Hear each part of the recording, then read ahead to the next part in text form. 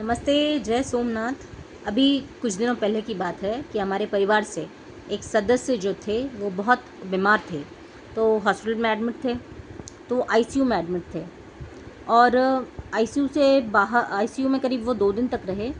और आईसीयू में जिस दिन मैं थी उनके लिए रुकी हुई थी, क्योंकि पेशेंट के साथ एक जन रुकना ज़रूरी है। तो पहले दिन जिस दिन मैं रुकी, मैंने अपने हस्बैंड और अपने बच्चों को भेज दिया, क्योंकि उन लोगों को भी प्रॉपर एग्ज़ाम चल रहे थे बच्चों के, और हस्बैंड बहुत थके हुए थे मेंटली। मैंने उनको भेजा। वो मना कर रहे थे कि मत रुको अपर्णा, दिक्कत होगी तुमको। मैंने कहा तुम जाओ, बच्चों के साथ कोई प्रॉब्लम नहीं होगी। और समस्या ये थी कि आईसीयू से बाहर जो बेंचेस लगे हुए हैं, बहुत ही अच्छा हॉस्पिटल था, नो डाउट। व्यवस्थाएं बहुत अच्छी थी, चारों तरफ कैमरे थे, सिक्योरिटी थी, सब कुछ था।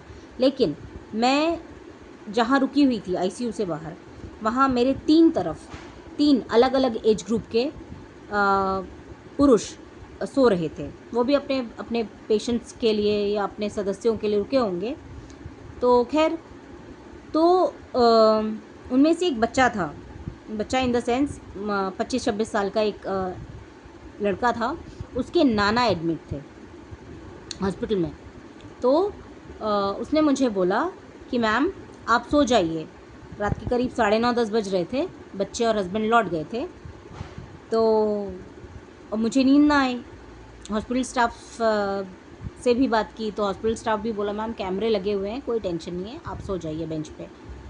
तो फिर उस बच्चे ने बोला मैम आप सो जाइए, टेंशन बिल्कुल मत लीजिए, क्योंकि उस लड़के के साथ सुबह इंटरेक्शन उसकी फैमिली के साथ हो गया था, क्योंकि सुबह से हम लोग आईसीयू के बाहर ही थे। तो फिर वो बच्चा इंजीनियर था शायद।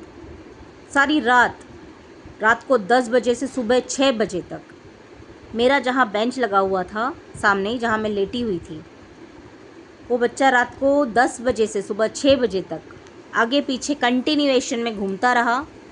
मेरे 3 तरफ 3 जेंट्स सो रहे थे, लेकिन उनमें से किसी ने कुछ भी मुझे परेशान नहीं किया, कुछ बोला तक नहीं, एक शब्द। मैं कंफर्टेबली सो रही थी।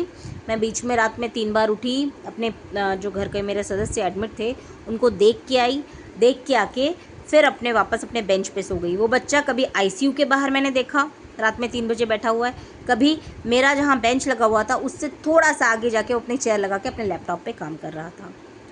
तो मेरे कहने का मतलब ये है, पूरी कहानी का, या ये मेरे साथ सच में हुआ है, ये रियलिटी है, इस पूरे वाक़ये का आशय ये है कि लड़के हमेशा गलत नहीं होते।